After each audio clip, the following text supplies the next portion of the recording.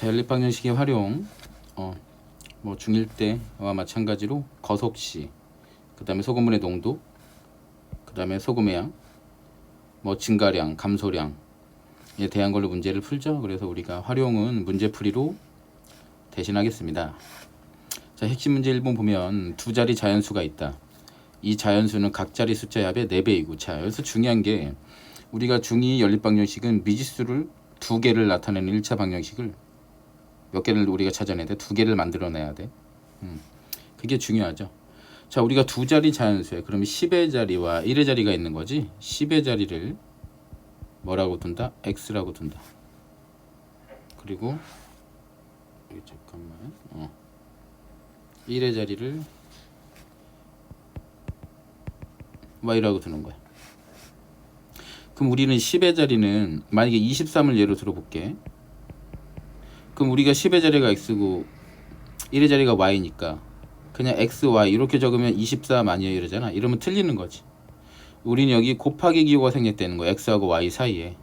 그래서 만약에 여기다 이렇게 적어버리면 얘는 2 곱하기 3이 돼서 6이 돼버리거든. 틀리다라는 거죠.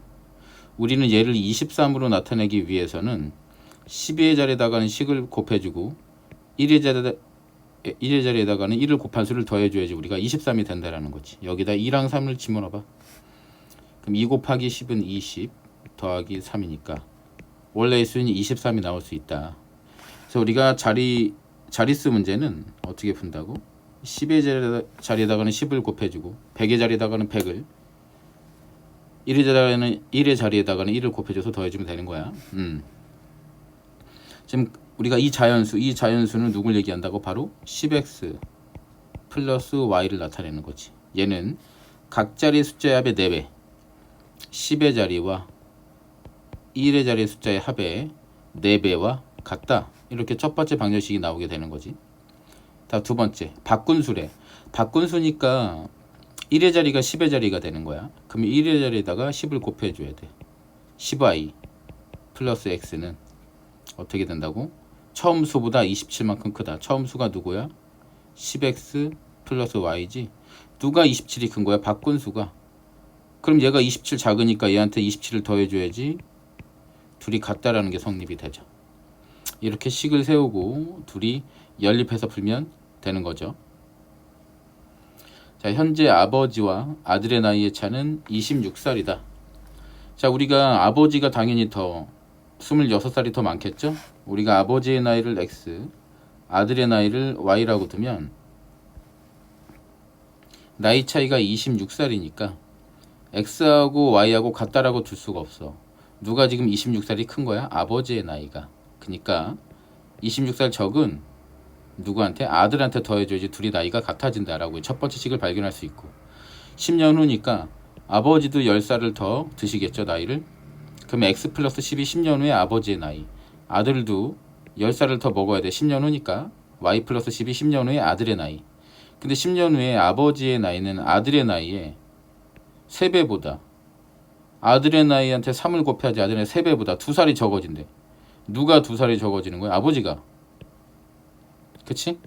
그러니까 누가 지금 3배를 한 상태에서는 아들의 나이가 아버지 나이보다 2살 더 큰 거야. 그러니까 여기다가 2살을 빼준다. 이렇게 둘이 연립해서 풀어주면 바로 정답이 나오는 거죠.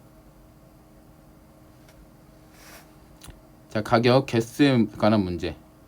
자, 우리가 입장권이 총 120장 팔렸대. 그럼 어떻게 되는 거지? 우리가 입장 객수가 120명 들어갔다라는 거야. 어른의 방문 객수를 x명, 학생의 방문 객수를 y라고 두면 우리는 어른하고 학생하고 합쳐서 총 몇 장 팔렸다? 120장 팔렸다. 즉 120명이 입장을 했다 라는 첫 번째 방정식이 발견이 되고, 우리가 어른한테 벌어들인 총 수익 금액은 800원 곱하기 x명이 되는 거죠. 그 다음에 학생은 600원 곱하기 y명이 되는 거고, 우리가 둘이 합해서 총 그 120명을 합쳐서 얼마를 벌었다? 83,200원. 너무 조금 벌었네. 83,200원. 120명 입장에 받았는데 83,200원 받으면 이거 뭐야 이거. 돈 안 남겠는데? 이렇게 둘이 연립방정식을 해서 풀어주면 된다라는 거야. 연립해서 풀어주면 된다. 자, 직사각형이 있는데 누가 더 길대? 가로의 길이 x, 세로의 길이 y라고 두면 세로의 길이가 20cm 더 길대. 누구보다? 가로보다. 그러면 x는 y라고 두면 안 되는 거지. 누가 20cm 더 길어? 지금 세로가. 그러니까 더 짧은 x에다가 20cm를 더해줘야지 둘이 길이가 같다라는 첫 번째 방정식이 발견이 되죠. 직사각형의 둘레 길이가 70이다 라고 나올 때 직사각형의 둘레 길이 구하는 공식은 공식이 아니라 둘레 길이 구하는 방법은 가로 더하기 세로 곱하기 2가 바로 직사각형의 둘레 길이 구하는 방법이죠. 얘가 얼마다? 70이다. 둘이 연립해서 풀어주면 바로 정답이 나오는 겁니다.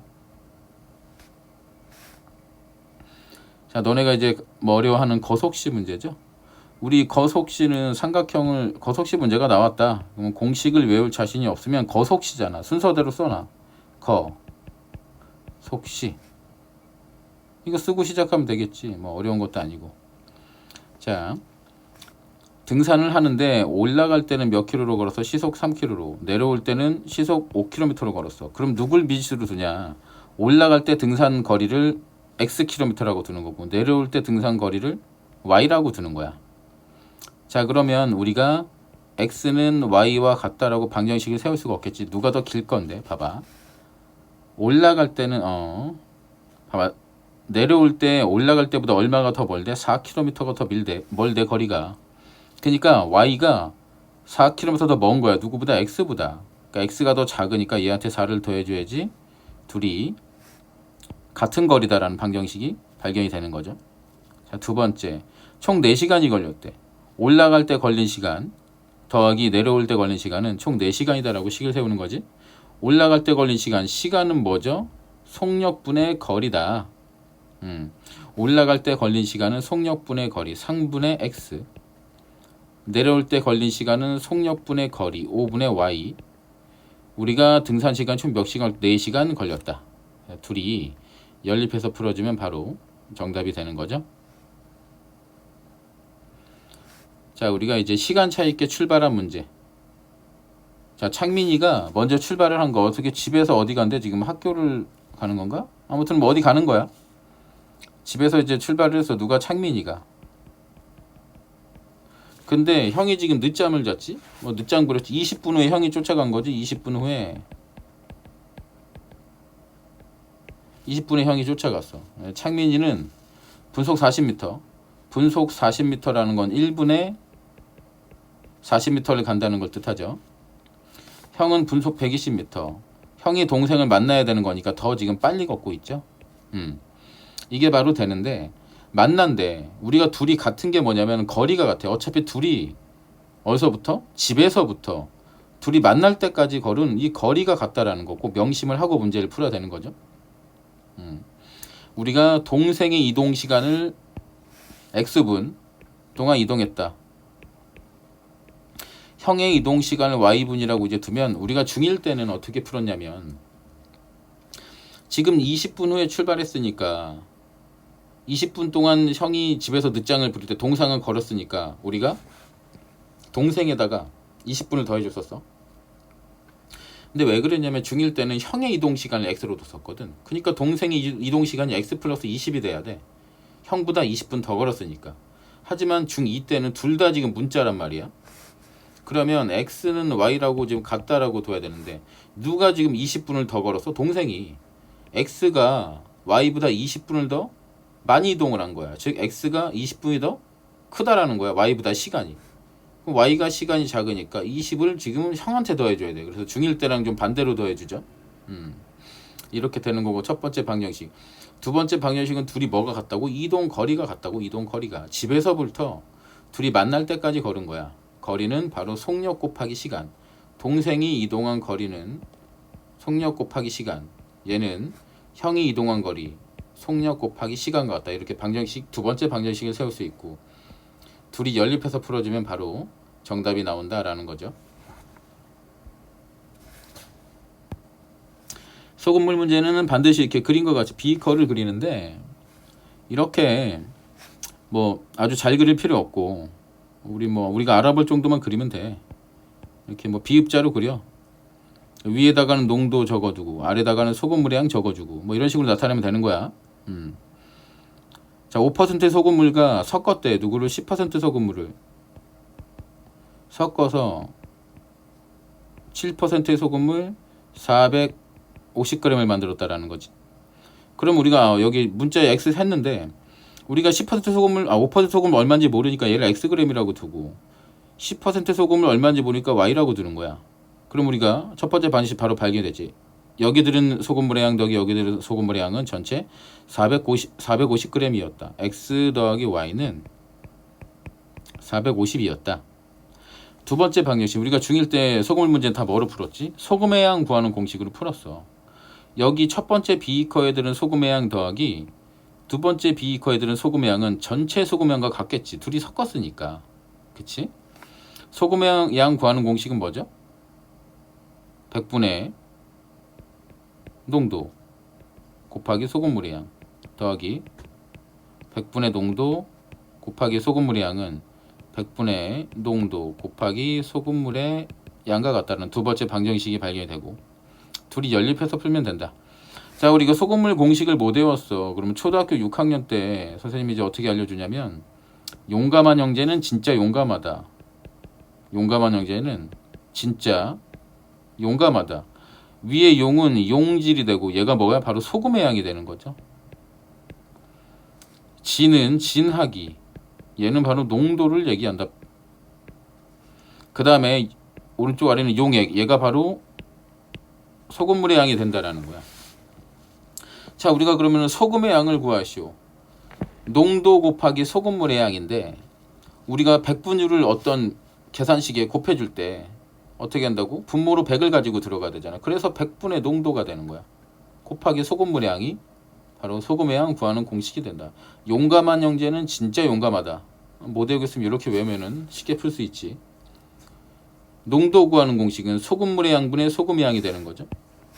근데 소금물의 양분의 소금의 양이 바로 이제 농도인데 농도는 뭐야? 백분율. 우리가 백분율로 나타내는 방법은 어떻게 되는 거지? 100을 곱해줘야 돼. 분모가 100이거나 100을 곱해줘야 되는데 지금 소금물의 양이 100% 100g이라는 보장이 없잖아. 그러니까 어떻게 되는 거야? 우리가 100을 곱해줘야 된다. 6학년 1학기 때 배운 거죠. 비와 비율에서. 자, 역시 비커를 깔끔하게 그려볼까? 농도가 달라. 지금 A 소금물과 B 소금물이 있는데 농도가 서로 다르니까 얘를 A 소금물의 농도를 X%, B 소금물의 농도를 Y%라고 두자. 그럼 둘이 섞은 거야. A를 얼마를 섞었대? 100g을 섞었고 B를 200g 섞었다. 그럼 전체 소금물의 양이 얼마가 되는 거지? 300이 되겠지. 100 더하기 200이니까 전체 소금물의 양은 300g이 돼버리고 얼마가 됐다고? 6%의 소금물이 되었다. 자, 두 번째. 첫 번째 거 방정식 세워볼까? 여기들은 소금의 양 더하기 여기들은 소금의 양은 여기들은 소금의 양과 같다. 100분의 농도 곱하기 소금물의 양 더하기 100분의 농도 곱하기 소금물의 양은 100분의 농도 곱하기 소금물의 양과 같다라는 첫 번째 방정식이 아주 쉽게 발견이 되고, 자, 두 번째. 우리가 A 소금물, B 소금물, 우리가 A 소금물을 200g, B 소금물을 100g. 그럼 역시 소금물 양이 얼마가 되는 것도 300g이 되죠. 200 더하기 100이니까 얼마가 농도가 얼마 때 8%가 됐대. 자, 그러면 우리가 지금 누가 더 소금물이 짠 거야? A가 더 짜네. 지금 A를 더 많이 섞었더니 농도가 더 진해졌잖아. 그치? 자, 역시 두 번째 것도 마찬가지예요. 여기들은 소금의 양 더하기 여기들은 소금의 양은 전체 들은 소금의 양과 같다. 100분의 농도 곱하기 소금물의 양 100분의 농도 곱하기 소금물의 양은 100분의 농도 곱하기 소금물의 양과 같다 해서 얘하고 바로 연립해서 풀어주면 정답이 나온다 라는 거죠. 증가 감소에 대한 문제. 우리가 제가 학생 수 증가 감소 어떻게 했죠? 중1 때 작년 학생 수를 미지수로 세웠었어. 중2 때도 마찬가지야. 작년 학생 수를 미지수로 세우는 거야. 작년에 남학생 수를 X로 둘까? 그리고 작년에 여학생 수를 y라고도. 그래서 얘는 x하고 y가 정답이 아니야. 왜? x하고 y는 작년의 학생 수입니다. 근데 문제가 뭘 물어봐? 올해 남학생 수와 여학생 수를 물어본다라는 거야. 그래서 x, y를 구해서 우리가 변화율을 적용시켜줘야 되는 문제야. 그래서 자, 지금 보면은 남학생은 8% 증가했대. 그 우리가 작년에 남학생과 여학생이 합해서 작년에 몇 명 있었어? 올해가 26명 많아져서 936명이 됐으니까 작년에는 910명이었겠네. 자, 그리고 남학생은 몇 퍼센트 증가해서 8% 증가. 그러니까 더해줘야 돼. 100분의 8x를 더해주고, 여학생은 5% 감소했대. 그러니까 빼줘야 돼. 100분의 5y. 전체적으로 26명이 많아졌다. 이렇게 이제 우리가 풀어줄 수 있다라는 거지. 자, 그럼 얘는 끝까지 한번 풀어줘 볼까? 자, 얘 우리가 분수일 때 어떻게 계산했죠? 양변에 분모의 최소 공배수를 곱해줬다라는 거야. 양변에 분모의 최소 공배수인 100을 곱해줘요. 그럼 이거 분배 법칙 약분 8x 마이너스 5y는 2600. 위에 있는 방정식 여기다가 5를 곱해줘 보자. 5x 더하기 5y는 910 곱하기 5. 500, 515, 5945. 4550. 둘이 어떻게 줘야 돼? 더해줘야 돼. 왜냐고? 우리가 y를 없애야 되는 거니까. 둘이 더해주면 13x 마이너스 5x 더하기 마이너스 5y 더하기 플러스 5y는 0. 얘는 이제 얼마가 되는 거야? 500. 잠깐만, 이거 곱셈 한번 제대로 했냐? 500, 515. 맞아. 자, 그러면 0, 5, 1, 1. 그 다음에 어떻게 돼? 7. 얘가 된다. 양변을 이제 13x는 7150대니까 7150을 누구로 나눠주면 돼? 13으로 나눠주면 된다라는 거지. 그치? 그러면 우리가 나눠줘 보자. 5? 그럼 얼마냐? 65. 550명 나오네. 그럼 우리가 x가 550. 그럼 작년에 남학생 수가 550명인 거야. 그럼 작년에 학생 수가 얼마였어? 910명. 그럼 910에서 550을 빼면 얼마가 되는 거야? 360명. 이렇게 되는 거죠. 이게 정답이 아니라 그랬어. 변화율을 적용시켜줘야 돼. 남학생은 몇 명이 많아졌다고? 8% 증가했다. 그래서 550 곱하기 1 더하기 100분의 8. 이걸 해줘야지 바로 올해 남학생이 되는 거고, 여학생은 360명이었는데 5% 감소했으니까 1 마이너스 100분의 5. 이걸 해줘야지 바로 올해 여학생 수가 된다라는 거야. 자, 일을 했다. 우리가 중1 때는 뭐 효진이가 12일 만에 일을 완성했다. 그러면 하루 동안 일하는 양이 12분의 1이었고 뭐 이런 식으로 나타냈었지. 근데 중2 때는 우리가 미지수를 두 개를 쓸 수 있으니까 과감하게 효진이가 하루 동안 일하는 양을 x, 서연이가 하루 동안 일하는 양을 y라고 두는 거야. 그러면 둘이 함께 일하면 8일 만에 1이 완성이 됐다. 우리가 1의 완성은 자연수 1로 두죠. 내가 수학 숙제를 60문제 내줬어. 근데 네가 60문제 다 했어. 어떻게 되는 거야? 1의 완성 자연수 1. 자, 그 다음에 효진이가 4일 동안 일했대. 효진이가 하루 동안 일한 양은 얼마야? x. 4x가 효진이가 4일 동안 일한 양 더하기 나머지 서연이가 일단 10y 해서 1이 완성이 됐다. 둘이 연립해서 풀면 정답이 되는 겁니다. 이렇게 연립방정식의 활용 문제풀이 여기까지 나가겠습니다.